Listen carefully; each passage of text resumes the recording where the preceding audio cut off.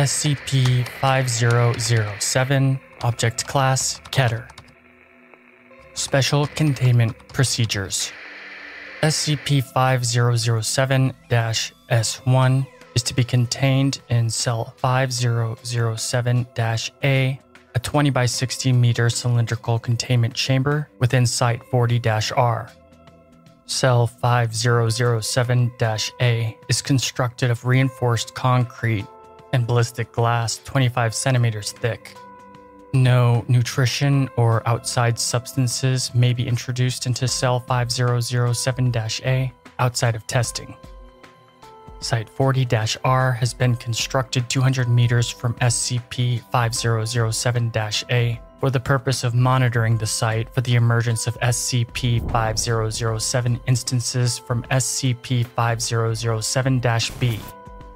Site 40-R is to be equipped with aerial and aquatic rescue equipment, alongside meteorological instruments. All parts of Site 40-R are to be covered in netting to protect staff from instances of SCP-5007.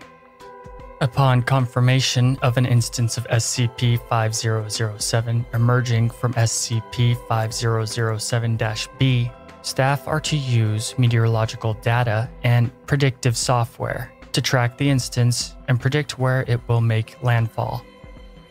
Once a destination has been established, the area is to be evacuated and civilians instructed to remain indoors with the pretense of a gas leak, storms, or viral outbreak.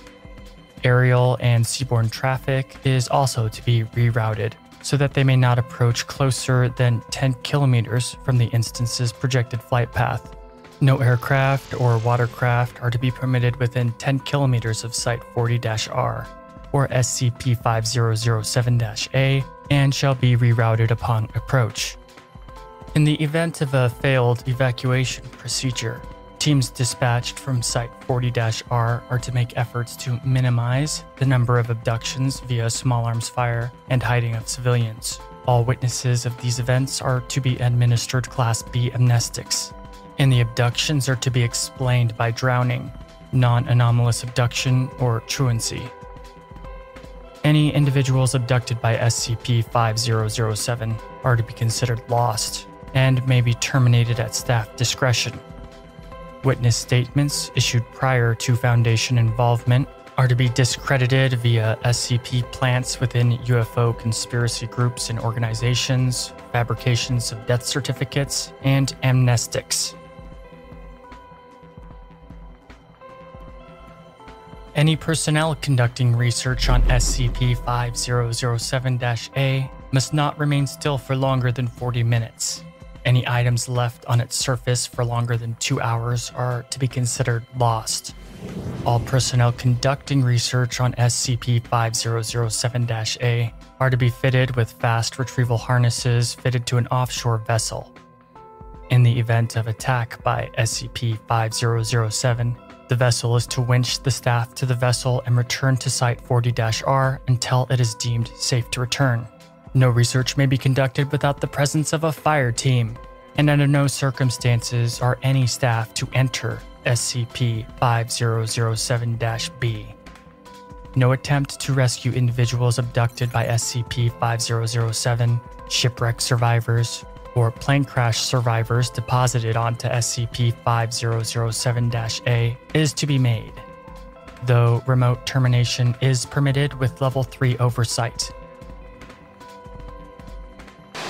Redacted. Following Expedition 5007-19-S, a reinforced concrete and steel containment seal measuring 44 millimeters in diameter and 6 millimeters thick was constructed and fitted over SCP-5007-B in order to permanently seal it. Redacted. Following Incident 5007-40-R-12, SCP-5007-B is not to be covered or sealed under any circumstances. Description: SCP-5007 is the collective designation of malicious, partially humanoid entities that maintain a territory across the Bass Strait. the area of ocean that divides Tasmania and the Australian mainland, and are responsible for a string of disappearances within this range. The morphology of SCP-5007 often varies. Universally, SCP-5007 are composed of groups between 2 and 9 human bodies fused together amidst large clusters of black tentacles. These tentacles appear to have lengths varying between approximately 2 and 70 meters, and appear fused to the skin where they touch directly. Of note are the stomachs of SCP-5007, which are grossly distorted and swollen to the size approaching 15 to 20 meters in diameter. SCP-5007 instances are capable of passive flight, attaining buoyancy through enormous quantities of gases produced within their stomachs. Across the surface of these organs, most specimens develop clusters of simple eyes and bioluminescent organs. Many of their humanoid components appear to have been removed and reattached at seemingly random points.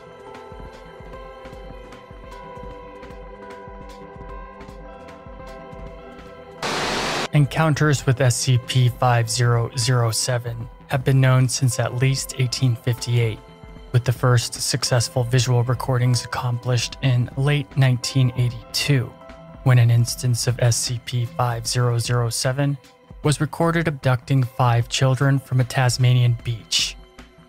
Human segments of SCP-5007 appear to remain independent of one another, and their behavior suggests a great deal of discomfort. Vocalizations are incoherent and rarely understandable, typically comprised of gasps, moans, and whimpers, though entities have been reported to implore other individuals to approach them when encountered. Ineffectual attempts at self-harm or destruction of stomach organs have been reported as well. Behavior. SCP-5007 are known to abduct human beings. Each recorded encounter has followed a similar pattern. Victims are almost universally alone or otherwise unsupervised. Of note is that victims never require visual aids such as glasses. SCP-5007 may appear in any weather condition, time of day, or time of year. They appear able to navigate all weather with minimal difficulty, regardless of clear or hostile skies. All encounters have occurred within Bass Strait, with a major preference for smaller coastal towns or small boats. SCP-5007 will move towards the shore, stalking the intended victim for a short time before lowering numerous tentacles and appendages to physically grab the individual.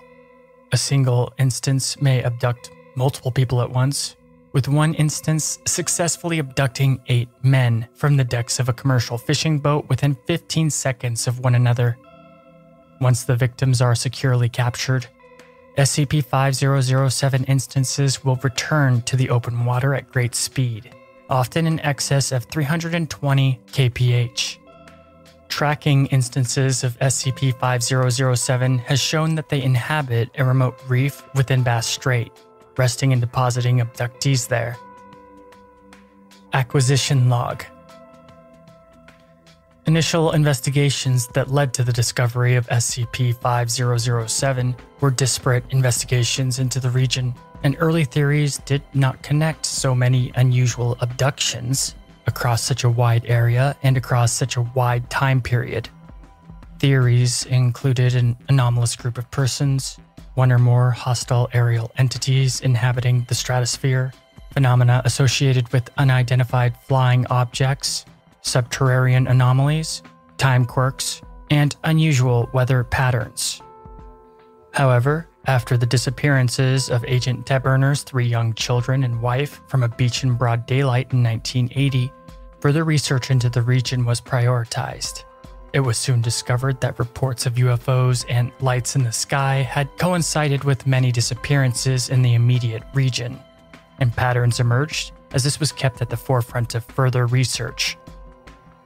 The The Foundation immediately began with a focus on simply locating the 4 lost Taberner family members. This search rapidly opened up into a large-scale investigation into unexplained disappearances, following similar patterns along the Victorian coast and later the Tasmanian coast and local islands. Initial assumptions that they had been taken by a group of interest or an unknown local terrestrial element were soon found to be incorrect. Within 3 weeks, it was determined that these patterns were common across the entirety of the Bass Straits coastal regions. Foundation teams successfully interviewed over 120 witnesses, next of kin, and police groups to establish patterns. They soon discovered that in a vast majority of cases, there were no witnesses. The abductions were both preceded and followed by reports of lights in the sky and more concrete sightings of unidentified flying objects described as looking like balloons. On 23/5/1982, emergency services call centers received a large number of UFO sightings off the coast of Norman Bay, Victoria. Foundation plants within the call centers and emergency organizations alerted local sites, and task force operatives were dispatched to investigate.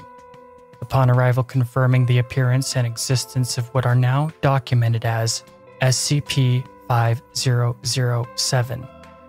After a brief evacuation and encounter with the entity, it was successfully captured and transported to Site 40 for containment. The discovery of SCP-5007-A prompted the subsequent construction of Site 40-R and designation of the entity as SCP-5007-S1. Addendum 5007-1. Interviewed Alan Stewart. Interviewer Dr. Redacted. Forward. During the initial investigation into SCP-5007 prior to the containment of SCP-5007-S1, the Foundation conducted numerous interviews with the relatives of suspected victims of SCP-5007 in an effort to determine a pattern for the disappearances. Among the interviewed was Alan Stewart, who was present during the disappearance of former Australian Prime Minister Harold Holt. Due to the high-profile nature of the disappearance, Dr. Redacted. posed as a reporter writing an article about the disappearance. Dr. Redacted. Thank you for seeing me, Mr. Stewart. I know you must be tired about people asking what happened that day. As I said, when we contacted you, we wanted to hear what happened from someone who was actually there. None of the hearsay that's become so common these days. Stewart. No worries. So, where should I start? I think when you entered the water would be best. Alright. Well, we were still disappointed about not getting to see the yacht pass into the bay, so we decided to go for a swim. The girls and Marty took one look at the water and said that they weren't going in. I mean, sure it was rough, but at the time I didn't think it was all that bad. You and Mr. Holt were experienced swimmers then? Yeah. We'd both been there loads of times, but once we were about waist deep, I could feel an undertow. I said to Harold, "Do you think we should stay in the shallows?" And he just grinned at me and swam out further. I went out a little further, but I wasn't the swimmer he was, so I didn't go as far. I could see he was starting to look less sure of himself too. I called out to him, said maybe he should come back in, and he nodded. Then he looked over his shoulder and said something about some balloons. I never understood what that was about. Balloons. What did he say specifically? It was the strangest thing. He looked at me and asked if I could see the balloons around the cliff. I said no, and he said he was going to look. I asked him why he cares about some balloons, said he should come into shore. He just shook his head and said that they weren't normal balloons, that there was someone inside them. Then he swam away. Mr. Stewart is silent for several moments, shaking his head. What happened next, Mr. Stewart? Everyone knows what happened next. The rip swept him away. It took him out so fast, like a leaf being pulled out in the tide. You could see him swimming sideways, trying to get out, like you're supposed to. It doesn't matter. Mr. Stewart? It's nothing. I was just rattled from seeing a friend taken by the current is all. You think you see something in those situations, sometimes. What did you think you saw? You'll think I'm a loon. I can assure you I won't, Mr. Stewart. What you feel like you saw doesn't have to be in the article if you don't want. Mr. Stewart nods and pauses for several moments. I thought I saw Harold start screaming and swimming the other way, just as he was almost just a dot on the horizon, you know? I think he saw something awful out there in the water. Maybe something to do with his balloons. And then Mr. Stewart pauses and rubs his face. I saw him pulled up into the air. Something in the clouds reached down and took him. I saw it. Marty says it was just a trick of the light, but I don't think it was. I really don't. I'm sorry, Mr. Stewart. I didn't want to make you relive something like that. We'll call it a day here, alright? You believe me, don't you? We all see things sometimes, Mr. Stewart. Thank you for your time. End log.